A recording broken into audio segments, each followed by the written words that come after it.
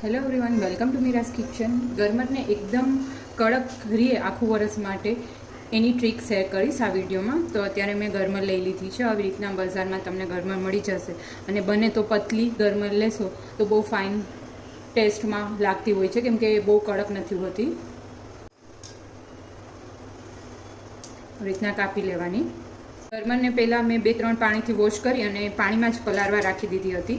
અને એક બાઉલ આપણે પાણીનું લઈ લઈશું સુધારવા ટાઈમે. આવી રીતના પહેલાં તો ગરમરને આપણે કટ કરવાની, ઉપરનો અને પાછળનો ભાગ હોય એ, અને પછી એની છાલ હોય એવી રીતના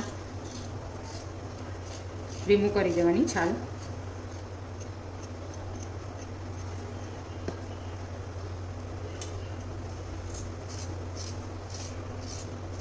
જો તમે આવી રીતના ગરમર નો આંચતા હોય અને એ પોચી પડી જતી હોય તો આ વિડીયો તમારા માટે જ છે.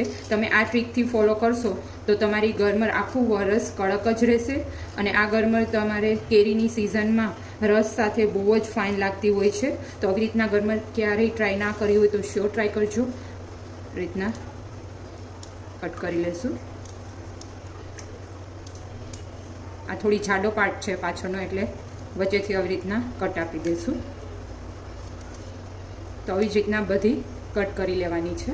આવી રીતના બધી કટ કરી લીધી છે. હવે આને આપણે 2-3 પાણીથી વોશ કરી લઈશું. અને આને પાણીની બહાર થોડી વાર બી રાખવાની નથી. જો પાણીની બહાર રહેશે તો બ્લેક થઈ જશે, એટલે ખાસ ધ્યાન રાખવાનું, પાણીમાં જ રહેવા દેવાની. એક બાઉલ લઈ લેશું અને એમાં આપણે મિક્સ કરવાનું છે હળદર, નિમક. એટલે થોડું મોટું બાઉલ જ લેવાનું. તમે જેટલી ગરમર લીધી હોય એ રીતના નમક એડ કરવાનું રહેશે. બહુ ઝાઝું બી નહીં અને ઓછું બી નહીં. જેવી રીતના આપણે ગુંદાને આંચતા હોઈએ છીએ ત્યારે નમક એડ કરતા હોઈએ એવી રીતના જ આમાં એડ કરવાનું રહેશે. અને હળદર એડ કરી દઈશું. 2 ટેબલસ્પૂન જેટલી મેં કરેલી છે. એક આખું લીંબુ એડ કરી દઈશું, લીંબુનો રસ. અને એક લીંબુ કટ કરી અને એમાં જ એડ કરવાનું છે. એટલે ટોટલ આપણે 2 લીંબુ અત્યારે જોશે.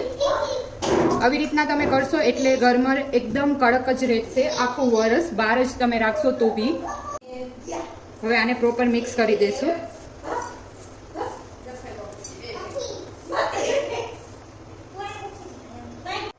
મિક્સ કરી લીધા બાદ હવે એમાં ગરમર એડ કરી દઈશું.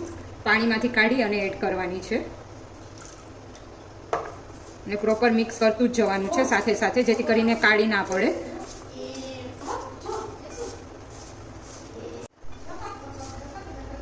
હવે પ્રોપરલી બધું મિક્સ કરી દેવાનું.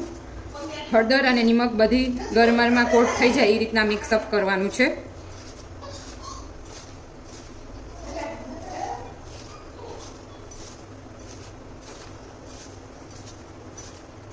તો આપ જોઈ શકો છો એકદમ કોટ થઈ ગઈ છે હળદર અને નમકથી.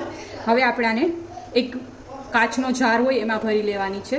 આવી રીતના મેં અત્યારે કાચની બરણી લઈ લીધી છે અને એમાંથી ગરમર આમાં ભરી લેશું. હવે એમાં આપણે કટ કરેલા લીંબુ એડ કરી દઈશું. આવી રીતના ફાડા. અને જે આપણે નીચવ્યું હતું એ બી એડ કરી દેવાનું. એ પછી આપણે જે પાણી નીચે થઈ ગયું હોય હળદર નિમકનું એ એડ કરી દઈશું.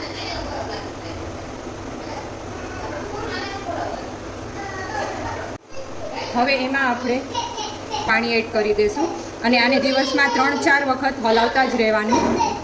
ઉપર સુધી પાણી આવી જાય એટલી બરણીને આપણે પાણીથી ભરી દેવાની છે. અને ફિલ્ટર પાણીનો જ યુઝ કરેલો છે મેં અત્યારે. હવે આ બરણીને ક્લીન કરી અને એનું ઢાંકણ ક્લોઝ કરી લેશું.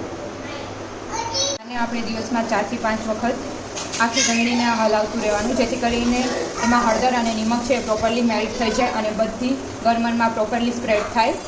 આવી રીતના તમે કરશો એનાથી ગરમર એકદમ કડક જ રહેશે, પોચી નહીં પડે. આખું વરસ તમે આવી રીતના બહાર જ એને રાખી શકશો, સ્ટોર કરી શકશો. આવી રીતના બરણી લઈ અને આવી રીતના ખાલી કરશો એટલે ઇઝીલી હળદર ને એ બધું છે ઉપરની સાઈડ આવી જશે અને મેલ્ટ થવા લાગશે. આવી રીતના દિવસમાં તમને યાદ આવે એટલી વાર 5-6 વખત ઓછામાં ઓછી વાર આવી રીતના કરશો એટલે બહુ જ ફાઇન હળદર બની અને રેડી થઈ જશે. તો ગરમર રેડી છે. આને મેં 4-5 દિવસ માટે રહેવા દીધી હતી અને આપણે ચેક કરી લેવાની. આવી રીતના ડૂબડૂબા પાણીમાં જ રહેવા દેવાની હતી. અને મેં તમને કીધું એ રીતના તમે કરશો એટલે પ્રોપરલી કડક જ રહેશે. આપ જોઈ શકો છો એકદમ કડક છે.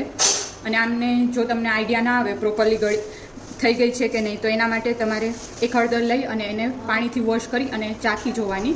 પ્રોપર ખારી થઈ જવી જોઈએ તો જ તમને ભાવશે, બાકી નહીં ભાવે. જ્યારે તમારે જમવા સાથે લેવી હોય ગરમર, ત્યારે આવી રીતના એક બાઉલમાં પહેલાં લઈ લેવાની અને આને 2-3 પાણીથી વોશ કરી લેવાની. અને પાછું જ્યારે આ બંધ કરો ત્યારે ખાસ ધ્યાન રાખવાનું એકેય ગરમર ઉપરની સાઈડ ના રહે. અને આની ઉપર પથ્થર રાખી દેવાનો. આને વોશ કરી લેશું 2-3 પાણીથી. તો રેડી છે ગરમર આ થેલી, જે બહુ જ હેલ્ધી રહેશે તમે જમવા સાથે લેશો તો. અને પ્લસ આ તમે કેરીની સિઝનમાં જો ક્યારેય ટ્રાય ના કરી હોય તો રસ સાથે બહુ જ ફાઇન લાગશે. શ્યોર ટ્રાય કરજો અને કમેન્ટ કરી અને જણાવજો તમને મારી રેસીપી કેવી લાગી. Thank you for watching my video.